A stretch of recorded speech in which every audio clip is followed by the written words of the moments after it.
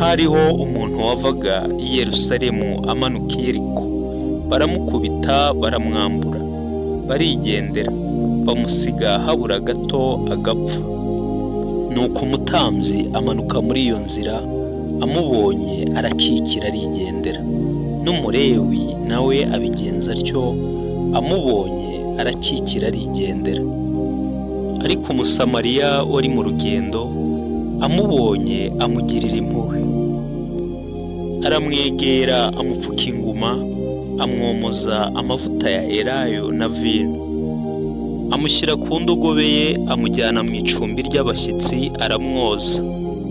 Bukeye bwaho yenda idenari ebyiri aziha nyir'icumbi ati, umurwaze kandi ibyo uzatanga byose birenze ibyo ngusigiye nzabikwishyura ngarutse. Noneho utekereza ute muri abo batatu? Ninde wabaye mugenzi w'uwo waguye mu bambuzi?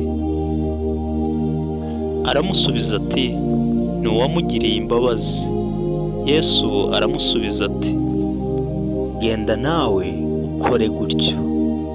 Nuko rero mwene data, nugirira mwene so neza ntukabyigambe, kandi ntugategereze ko azakwishyura imbere, ahubwo ujye ugirira mwene so neza, wandikishe mu ijuru, maze Uwiteka azakugororera.